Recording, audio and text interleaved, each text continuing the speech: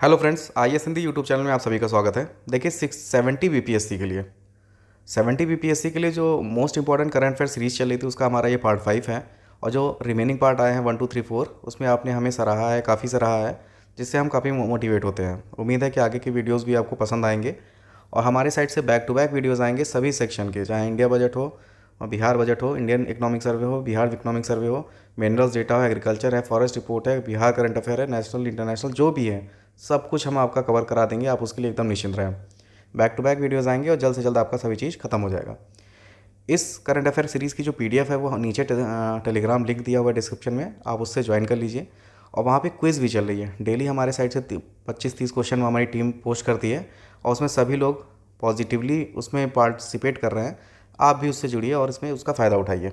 एकदम आयोग के स्तर का क्वेश्चन आपसे पूछा जा रहा है धीरे धीरे, क्योंकि slow and steady wins the race. जैसे जैसे आप जुड़ेंगे, आप उसको धीरे धीरे करके अटेम्प्ट करेंगे तो आप अपनी सक्सेस के पास धीरे धीरे पहुंचते रहेंगे, क्योंकि जैसा जैसा प्रैक्टिस होगी वैसा ही आपका इम्प्रूवमेंट होगा। आइए देखते हैं। आज का पहला टॉपिक है, पोर्ट ब्लेयर का नाम बदलकर श्री विजयपुरम हो गया है। देखिए अंडमान निकोबार की द्वीप की ये राजधानी है पोर्ट ब्लेयर, जिसका अब केंद्र सरकार ने नाम बदलकर श्री विजयपुरम कर दिया है। थोड़ा इसका इतिहास देख लेते हैं। तो एक कैप्टन अधिकारी थे, इनका नाम क्या था, आर्चीबाल्ड ब्लेयर। तो पोर्ट ब्लेयर का नाम ब्रिटिश औपनिवेशिक नौसेना के अधिकारी कैप्टन आर्चीबाल्ड ब्लेयर के नाम पर रखा गया था। ईस्ट इंडिया कंपनी ने 1788 में अंडमान द्वीप समूह और चागोस द्वीप, अंडमान द्वीप समूह और चागोस द्वीप में का सर्वेक्षण करने के लिए कैप्टन ब्लेयर को नियुक्त किया था। अब इन्हें खुश करने के लिए, आर्चीबाल्ड को खुश करने के लिए इन्होंने इसका नाम इनके ऊपर रख दिया। अंग्रेज़ों ने पोर्ट ब्लेयर का नाम इसलिए भी इस अधिकारी के नाम पर रखा क्योंकि औपनिवेशिक शासन के लिए अंडमान द्वीप निकोबार द्वीप समूह बहुत ज़रूरी था। औपनिवेशिक शासन के लिए अंडमान निकोबार द्वीप समूह बहुत ज़रूरी था, इसलिए उन्होंने इसका नाम ही उन्हीं के ऊपर रख दिया, उनको इम्प्रेस करने के लिए। नेक्स्ट देखते हैं। अभी मोदी सरकार ने पोर्ट ब्लेयर का नाम बदलकर श्री विजयपुरम कर दिया है। प्रधानमंत्री नरेंद्र मोदी ने कहा कि श्री विजयपुरम नाम अंडमान और निकोबार द्वीप समूह के समृद्ध इतिहास और वीर लोगों का सम्मान करता है। उन्होंने अपने बता दिया कि उन्होंने समृद्ध इतिहास और वीर लोगों का सम्मान करता है, इसलिए हम इसका नाम चेंज करते हैं। क्या कर दिया है, श्री विजयपुरम। तो बीपीएससी का जितने एग्ज़ाम सभी लोग दे रहे हैं, सभी फैक्ट तो पढ़े हैं, लेकिन जैसा कि आयोग ने कहा है कि आपको डेप्थ में भी पढ़ना पड़ेगा, तो आपको हर एक टॉपिक का थोड़ा डेप्थ में नॉलेज होना चाहिए, क्योंकि सतही ज्ञान से क्या पता बीपीएससी थोड़ा टफ क्वेश्चन बनाएगा तो आपको प्रॉब्लम हो सकती है। तो हम ऐसी तैयारी करेंगे कि हम डेप्थ में भी जाके उसे पढ़ेंगे, जो फैक्चुअल है फैक्चुअल देखेंगे, जो हमारे लिए ज़्यादा इंपॉर्टेंट है उसको हम घुस घुस के पढ़ेंगे, ठीक है, ताकि आपका कुछ भी छूटे ना। अब ज़रूरी नहीं है कि अभी इसका ही नाम चेंज किया गया है, इसके पहले भी चेंज किया गया है अंडमान निकोबार द्वीप समूह में। उसमें नील आइलैंड का और हैवलॉक आइलैंड का भी नाम चेंज किया गया है। नील का नाम रखा गया था शहीद द्वीप और हैवलॉक का रखा गया था स्वराज द्वीप।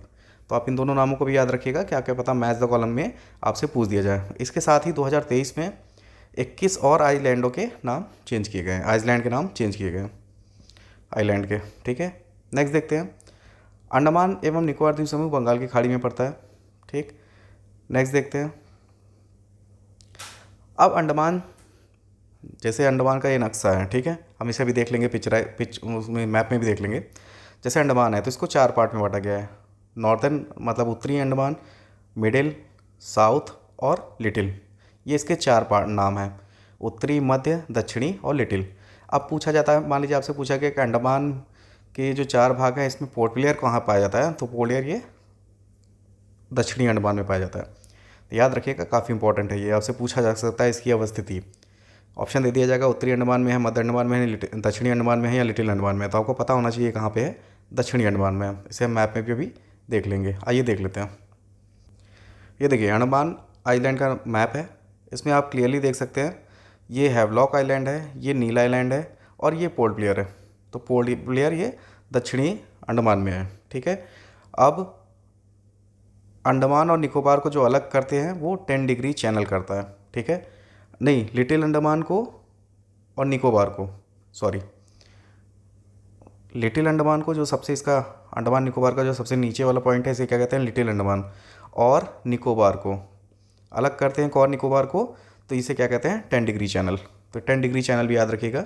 और भी जो भी चैनल हैं 8 9 आप उनको भी देख लीजिएगा, एक बार रिमेंबर कर लीजिएगा, ठीक है। ये एग्ज़ाम से पॉइंट ऑफ व्यू से काफ़ी इंपॉर्टेंट है। आपसे चैनल पूछे जा सकते हैं या फिर ये अवस्थिति पूछी जा सकती है कि पोर्ट ब्लेयर कहाँ पे अवस्थित है अंडमान में, तो आप याद रखिएगा साउथ पार्ट में है, साउथ अंडमान में है, ठीक है। नेक्स्ट देखते हैं, आगे देखते हैं। ये हमने देख लिया। नेक्स्ट देखते हैं। नेक्स्ट हमारा टॉपिक है वेनेजुएला। काफ़ी चर्चा में है क्योंकि अभी क्या हुआ है यहाँ पे कि वेनेजुएला में ने अपने सभी ग्लेशियर खोने वाला विश्व का पहला देश बन गया है। काफ़ी टेस्ट सीरीज़ हैं, जो काफ़ी टेस्ट सीरीज़ चल रही हैं मार्केट में, उसमें मैक्सिमम जगह भी एक क्वेश्चन पूछा भी जा चुका है कि ऐसा कौन सा देश है जो इसने अपने सभी ग्लेशियर खो दिए हैं। तो उसमें लोग आइसलैंड दे रहे हैं, ग्रीनलैंड दे रहे हैं ऑप्शन में, तो लोग उसको मार भी रहे हैं, लेकिन आंसर क्या है? आंसर है वेनेजुएला, जो आपके दिमाग में भी नहीं आएगा, ठीक है। तो इसे याद रखिएगा कि वेनेजुएला ही है जो अपने सभी ग्लेशियर खोने वाला विश्व का पहला देश बन गया है। काफ़ी इंपॉर्टेंट है, मोस्ट इंपॉर्टेंट है, आपके दिमाग में भी नहीं आएगा एग्जाम में कि वेनेजुएला हो सकता है। नेक्स्ट है, काफ़ी इंपॉर्टेंट है ये इंडेक्स, यात्रा एवं पर्यटन विकास सूचकांक 2024। मोस्ट इंपॉर्टेंट है क्योंकि जो इसे जारी करती है संस्था वो काफ़ी बड़ी है, तो ये संस्था पर डिपेंड करता है कि कौन जारी कर रहा है। मई 2024 को विश्व आर्थिक मंच द्वारा यात्रा एवं पर्यटन विकास सूचकांक ट्रैवल टूरिज्म डेवलपमेंट इंडेक्स 2024 जारी किया गया है। इस सूचकांक में भारत का स्थान 119वां है, 119 देशों में भारत का स्थान 39वां है। 119 देशों में भारत का स्थान 39वां है। प्रथम स्थान पे कौन है? अमेरिका। और सबसे लास्ट स्थान पे कौन है? माली। इसका मतलब क्या होता है? इसका मतलब ये होता है इस सूचकांक का कि मान लीजिए आपके पास पैसे हैं, कुछ भी हैं, तो आप कौन से देश में सबसे ज़्यादा जाना पसंद करेंगे। तो इसके अकॉर्डिंग जो विश्व की सबसे ज़्यादा जनसंख्या है, अगर वो कहीं ट्रेवल करती है तो सबसे ज़्यादा उनकी पसंदीदा जगह अमेरिका है, ठीक है। उस क्रम में अगर हम देखें तो भारत का स्थान 39वां आता है कि आप 38 जगह घूम लेंगे, फिर आपका नंबर लगेगा कि चलो इंडिया भी घूम लेते हैं। ऐसा ये इंडेक्स का मानना है, जिसे अगर हम लेमैन लैंग्वेज में समझते हैं एकदम सिंपल तरीके से। सबसे लास्ट में अगर कौन सी जगह जहाँ कोई नहीं जाना चाहता, तो वो 119वें नंबर स्थान पे आता है, वो माली है। नेक्स्ट देखते हैं, काफ़ी इंपॉर्टेंट है, याद रखिएगा। इस सूचकांक में भारत की महत्वपूर्ण छलांग हुई है, मतलब भारत का इंप्रूवमेंट हुआ है। पिछले जो भी इंडेक्स में उसकी रैंक आई थी, उसमें काफ़ी महत्वपूर्ण छलांग हुई है, क्योंकि वैश्विक पर्यटन परिदृश्य में इसकी बढ़ती प्रतिस्पर्धात्मकता को रेखांकित करता है, ठीक है। नेक्स्ट देखते हैं, काफ़ी इंपॉर्टेंट है, मोस्ट इंपॉर्टेंट है, विश्व प्रेस स्वतंत्रता सूचकांक। अब एक संस्था है रिपोर्टर्स विदाउट बॉर्डर्स द्वारा 3 मई 2024 को विश्व स्वतंत्रता सूचकांक 2024 जारी किया गया। इसमें क्या क्या है? 180 देश हैं, ठीक है। 180 देश में इस सूचकांक में वर्ष 2023 की तुलना में भारत के स्कोर में गिरावट दर्ज की गई, मतलब जो इंडिया स्कोर की है वो कम हुआ है, ठीक है। ये स्टेटमेंट आ सकता है एग्ज़ाम में, इसीलिए ये पॉइंट यहाँ पे मेंशन किया गया है कि आपको अगर डेप्थ में पूछा जाएगा तो यही स्टेटमेंट आ जाएगा कि भारत के स्कोर में भी सुधार हुआ है और भारत की रैंक में भी सुधार हुआ है। आपका स्टेटमेंट गलत हो जाएगा, लेकिन आपको पता होना चाहिए कि भारत के स्कोर में गिरावट हुई है। मतलब अगर आपने 69वीं में 50 नंबर पाए हैं, तो 70वीं में आपके नंबर 45 हैं, इसका कहने का ये मतलब है, ठीक है। लेकिन फिर भी आपकी रैंक अच्छी हो गई है, तो स्कोर में गिरावट आई है, लेकिन जो रैंक है वो इम्प्रूव हो गई है, ठीक है। इसे देख लेते हैं। इस सूचकांक में भारत की रैंक 159वीं हो गई है। कितने देश थे? 180 देशों में 159वीं हो गई है, जबकि पिछली बार कितनी थी 2023 में? 161वीं, ठीक है। तो रैंक तो अच्छी हो गई है, लेकिन स्कोर की अगर हम बात करें तो स्कोर 2023 में कितना था? 36 नंबर आप पा रहे थे, अब पाए हैं 2024 में 31 नंबर, लेकिन रैंक अच्छी हो गई है। तो इसे याद रखिएगा, इस पॉइंट को, काफ़ी इंपॉर्टेंट है। स्टेटमेंट में आ जाएगा, आप फंस जाएंगे। पहला ही स्टेटमेंट आ जाएगा कि कौन जारी करता है, उसमें लिख देगा WEF, आप कंफ्यूज हो जाएंगे। लेकिन जारी कौन करता है? Reporters without borders. इसमें शीर्ष पे कौन है? नॉर्वे शीर्ष पर है। और सबसे लास्ट पोजीशन पे कौन है? इरिटिया। इसका मतलब क्या होता है? इसका मतलब ये होता है कि यहाँ पे एकदम आज़ादी है, मतलब वहाँ की प्रेस एकदम आज़ाद है, वो कुछ भी लोकतांत्रिक मूल्यों के हिसाब से कुछ भी टाइप कर सकती है, उस पर कोई प्रेशर नहीं है, ठीक है, आज़ाद है वहाँ की। तो सबसे शीर्ष पे कौन है? नॉर्वे, और इरिटिया सबसे नीचे है। नेक्स्ट देखते हैं, शक्ति सैन्य अभ्यास है, काफ़ी इंपॉर्टेंट है। क्यों इंपॉर्टेंट है? क्योंकि जो चीज़ें इंडिया में हो रही हैं उन्हें आपको पता होनी चाहिए। वो आपसे पूछी जा सकती हैं, ये किसके किसके बीच हुआ है या कहाँ हुआ है। तो 13 से 26 मई में हुआ है, ये मई लिखा है, मे कर हो गया टाइप। कि मध्य मेघालय की उमरोही में भारत और फ्रांस के बीच हुआ है। भारत और फ्रांस के बीच हुआ है, तो याद रखिएगा किसके बीच हुआ है, भारत और फ्रांस के बीच। क्या नाम क्या है इसका, शक्ति। यह एक दिवसीय परीक्षण कार्यक्रम है जो भारत और फ्रांस द्वारा बारी बारी से आयोजित किया जाता है। नेक्स्ट देखते हैं, एक और देख लेते हैं, डेजर्ट साइक्लोन। कुछ हमने प्रीवियस वीडियो में भी देखा है, कुछ आगे देखें, कुछ आगे भी देखते रहें, क्योंकि धीरे धीरे आपको डोज मिलेगा तो आप उसको याद कर सकते रहते हैं। क्योंकि इन सबको फैक्ट्स को याद करना एक लिमिट में है, इसीलिए हम हर एक चीज़ का थोड़ा थोड़ा ले रहे हैं, लेकिन हम जल्द से जल्द आपका पूरा कंप्लीट करा देंगे। एक साथ हम सारी एक्सरसाइज आपको यहाँ बताएंगे तो आप भी को भी वीडियो अच्छी नहीं लगेगी। नेक्स्ट है डेजर्ट साइक्लोन 2024। ये भी काफ़ी इंपॉर्टेंट है। किसके बीच हुआ है, भारत और संयुक्त अरब अमीरात की सेनाओं के बीच संयुक्त सैन्य अभ्यास डेजर्ट साइक्लोन 2024 2 जनवरी से 15 जनवरी तक राजस्थान के थार रेगिस्तान में हुआ है। ठीक है, तो इंडिया में हुआ है, किसके बीच हुआ है, भारत और संयुक्त अरब अमीरात के बीच में। काफ़ी इंपॉर्टेंट है, याद रखिएगा। मुक्तिधाम बिहार से इंपॉर्टेंट रिलेटेड न्यूज़ है, क्योंकि हम बीपीएससी देने जा रहे हैं। तो मुक्तिधाम क्या है, तब बिहार सरकार के अनुसार अंतिम संस्कार के लिए, ये सॉरी सरकार लिख गया है, संस्कार के लिए बिहार के सभी पंचायत में मुक्तिधाम का निर्माण किया जाएगा। अंतिम संस्कार के लिए, ठीक, अंतिम संस्कार के लिए। जब मान लीजिए जैसे आपका अंतिम संस्कार है, कहीं बारिश हो रही है, कुछ हो रही है, तो उसके अंतिम संस्कार के लिए एक मुक्तिधाम बनाया जाएगा जो पूरा कवर्ड होगा, उसमें आपका मुक्तिधाम होगा। ठीक, अंतिम संस्कार होगा। तो ये सभी पंचायतों में इसका बनाने का प्रावधान किया जा रहा है। नेक्स्ट है Bhishma portal. Bhishma portal hospital काफ़ी इंपॉर्टेंट है। देखिए पहले क्या, जैसे मान लीजिए कहीं युद्ध हो रहा है, ठीक है, अब यहाँ पे सैनिक घायल हो गए, तो इनको हॉस्पिटल में ले जाने का काफ़ी वो होता था, मतलब इनको हॉस्पिटल में शिफ्ट करना है तो इनको प्रॉब्लम होती थी। तो अब क्या हुआ है, हॉस्पिटल ही उनके पास आ गया है, आ जाएगा। तो इसी का नाम है भीष्म पोर्टेबल हॉस्पिटल। आइए देखते हैं कहाँ खोला गया, क्या है। उत्तर प्रदेश के आगरा में 11 मई 2024 को भारतीय वायुसेना ने, याद रखिए किसने खोला है, भारतीय वायुसेना ने भीष्म पोर्टल क्यूब्स नामक पोर्टेबल अस्पताल का परीक्षण किया है। भारतीय वायुसेना द्वारा पहली बार इस प्रकार के पोर्टेबल अस्पताल का परीक्षण किया गया है। इस परीक्षण का उद्देश्य पोर्टेबल अस्पताल को कहीं भी आपात स्थिति में से निपटने के लिए तैयार करना है। कहीं भी खोल सकते हैं जहां हमें ज़रूरत पड़ेगी। यह आपात स्थितियों के दौरान आपदा प्रतिक्रिया और चिकित्सा सहायता में वृद्धि करने हेतु निर्मित नई नवोन्मेषी उपकरणों से युक्त होगा। सभी लेटेस्ट से लेटेस्ट टेक्नोलॉजी इसमें इनबिल्ट रहेंगी। इसमें एक साथ 200 घायलों का इलाज किया जा सकता है। ठीक है, तो ये क्या था, भीष्म पोर्टेबल हॉस्पिटल। नेक्स्ट देखते हैं, अभी एक रिपोर्ट आई है, काफ़ी इंपॉर्टेंट है।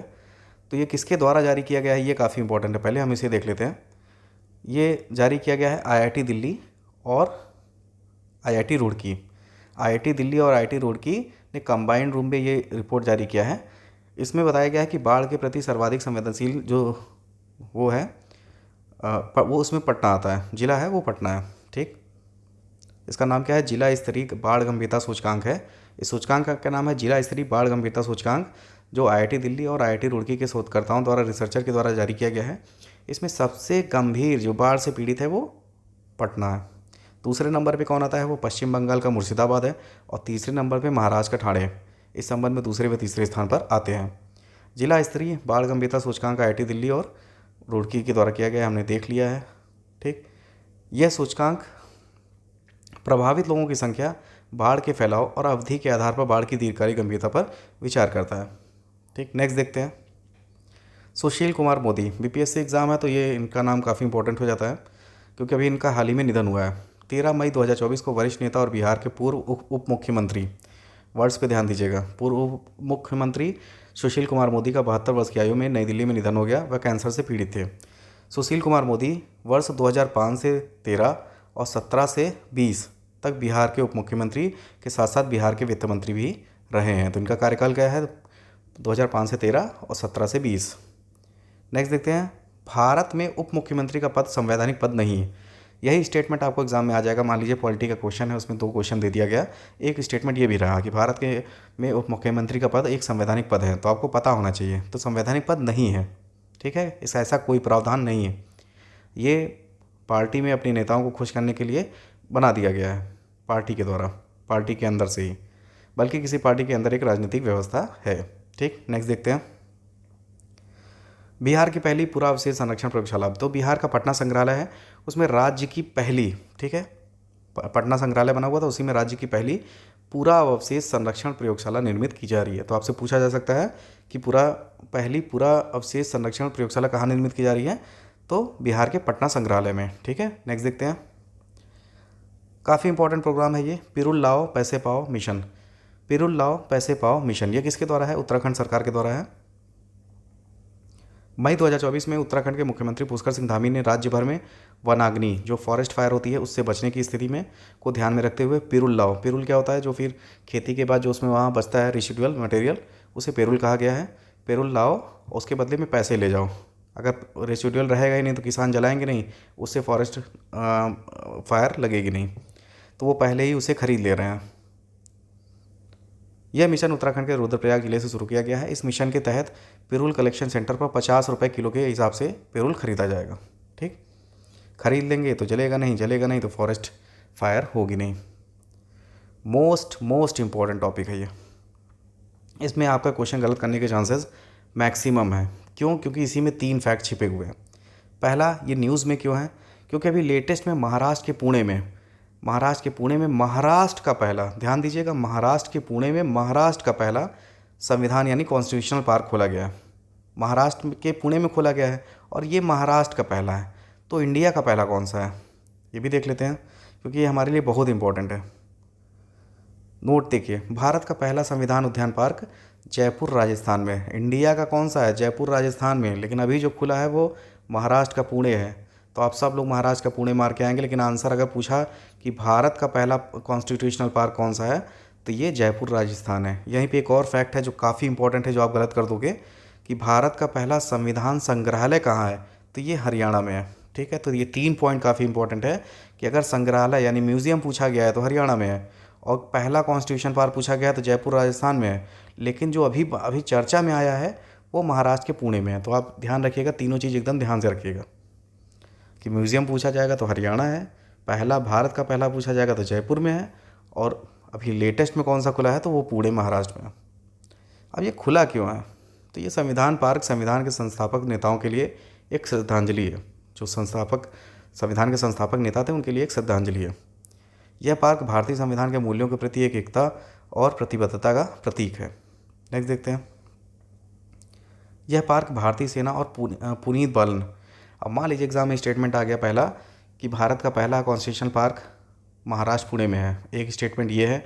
दूसरा स्टेटमेंट यह है, यह पार्क भारतीय वायुसेना द्वारा बनाया गया है। तो आपको पता होना चाहिए किसके द्वारा बनाया गया है, तो भारतीय सेना और पुनीत बालन ग्रुप द्वारा संयुक्त रूप से विकसित किया गया है।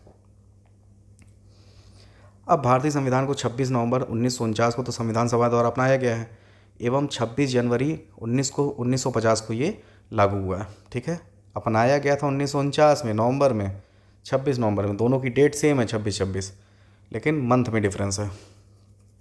ठीक, 2 महीने का। नेक्स्ट देखते हैं, बहुत इंपॉर्टेंट है, स्कूल ऑन व्हील्स। आपसे एग्जाम में पूछा जाएगा कि इसकी स्कूल ऑन व्हील्स पहल कहाँ की है, किस राज्य सरकार की है। आप सब बिहार मार के चले आओगे, लेकिन ये गलत हो जाएगा। कहाँ पे है? मणिपुर की। तो मणिपुर की राज्यपाल अनुसुईया उइके ने स्कूल ऑन व्हील्स पहल की शुरुआत की है। इस पहल का उद्देश्य क्या है? देखिए, जैसे वहाँ क्या है कि राज्य में जाति संघर्ष हो रहे हैं। ठीक, मान लीजिए जाति संघर्ष के पश्चात राहत शिविर होते हैं, ढेर सारे राहत शिविर बनाए गए हैं। तो वहाँ बच्चे तो रहते हैं, लेकिन वो बच्चे स्कूल शिविर से निकल के स्कूल तक नहीं जा पाते हैं। तो राज्यपाल अनुसुईया उइके ने क्या किया है, स्कूल को ही बस में करके उनके पास भेज दिया है राहत शिविर में। तो इसीलिए इसको कहा गया है स्कूल ऑन व्हील्स। इस पहल के तहत लाइब्रेरी, कंप्यूटर, खेल सामग्री से सुसज्जित स्कूल बस और एक शिक्षक के साथ विभिन्न शिविरों में जाएगी। वहाँ काफ़ी संख्या में जो है वो राहत शिविर बनाए गए हैं, इसीलिए वहाँ की राज्यपाल ने इसे स्कूल ऑन व्हील्स शुरू किया है। इसमें लाइब्रेरी भी जाएगी, कंप्यूटर भी जाएगा, खेल सामग्री भी जाएगी, सुसज्जित स्कूल बस और एक शिक्षक भी जाएगा साथ में। कहाँ का है? मणिपुर का। ऑपरेशन मर्यादा चर्चा में आया है, क्यों? क्योंकि अभी केदारनाथ यात्रा 2024 के दौरान मर्यादा सुनिश्चित करने की, मतलब जहाँ के जो नागरिक जाते हैं पूरे इंडिया से, तो वो अपनी मर्यादा खोल रहे हैं, ऐसा वहाँ का मानना है। वो नशीली दवाओं का सेवन कर रहे हैं, उपद्रवी व्यवहार कर रहे हैं दूसरी वुमेंस के साथ। तो इसे एक कायदे में लाने के लिए उत्तराखंड पुलिस द्वारा ये शुरू किया गया है रुद्रप्रयाग में। क्या नाम है इसका? ऑपरेशन मर्यादा। नेक्स्ट देखते हैं, अगर आपको याद है कि ऑपरेशन इंद्रावती क्या है तो कमेंट सेक्शन में मेंशन कर दीजिएगा, हम भी देखें आप कितना पढ़ रहे हैं। नेक्स्ट देखते हैं, रन फॉर सन मैराथन ये क्या है? मई 2024 को अंतर्राष्ट्रीय सूर्य दिवस, 3 मई है, याद रखिएगा 3 मई है, यहाँ 3 मिस हो गया। 3 मई 2024 को अंतर्राष्ट्रीय सूर्य दिवस के अवसर पर नई दिल्ली के जवाहरलाल नेहरू स्टेडियम में रन फॉर सन मैराथन का आयोजन किया गया है। 3 मई काफ़ी इंपॉर्टेंट है, इंटरनेशनल संडे है, संडे। इस मैराथन का आयोजन नवीन एवं नवीकरणीय ऊर्जा मंत्रालय MNRE द्वारा किया गया है। नेक्स्ट देखते हैं, रन फॉर सन मैराथन को जलवायु परिवर्तन में कमी लाने और सभी के लिए स्वच्छ और स्वस्थ भविष्य को बढ़ावा देने में सौर ऊर्जा की अहम भूमिका के बारे में जागरूकता बढ़ाने के उद्देश्य से डिज़ाइन किया गया है। ठीक है, तो जलवायु परिवर्तन में कमी लाना है और सभी के लिए स्वच्छ और स्वस्थ भविष्य को बढ़ावा देने में सौर ऊर्जा की क्या भूमिका है उसके बारे में जागरूकता बढ़ाने के उद्देश्य से डिज़ाइन किया गया है। क्या नाम है? Run for sun marathon. ठीक है, दिल्ली में किया गया। मंत्रालय याद रखिएगा किस मंत्रालय के अंडर में है, नवीकरणीय ऊर्जा मंत्रालय। नेक्स्ट देखते हैं, बिहार से इंपॉर्टेंट न्यूज़ है, लागत प्रभावी इन्वर्टर के लिए IIT पटना को पेटेंट। भारतीय प्रौद्योगिकी संस्थान पटना IIT पटना को उसके स्वदेशी रूप से विकसित हल्के, कम्पैक्ट और आसानी से ले जाने वाले इन्वर्टर के लिए भारत सरकार के पेटेंट कार्यालय द्वारा पेटेंट प्रदान कर दिया गया। तो न्यूज़ में है तो काफ़ी इंपॉर्टेंट है, पता होना चाहिए किसके द्वारा है, IIT पटना के द्वारा, और इसे इन्वर्टर के सेक्टर में पेटेंट मिल गया है। इससे देश को पोर्टेबल पावर मॉड्यूल यानी UPS और इन्वर्टर जो होते हैं इसे कहते हैं पोर्टेबल पावर मॉड्यूल के क्षेत्र में आत्मनिर्भर बनने में काफ़ी मदद साबित होगी। हम आत्मनिर्भर होंगे, जो हम बाहर से इंपोर्ट करते हैं उसमें हमें काफ़ी आज़ादी मिलेगी, हम आत्मनिर्भर बनेंगे। मोस्ट इम्पॉर्टेंट न्यूज़ है, स्टेटमेंट में क्वेश्चन आएगा आप वहीं ढेर हो जाओगे।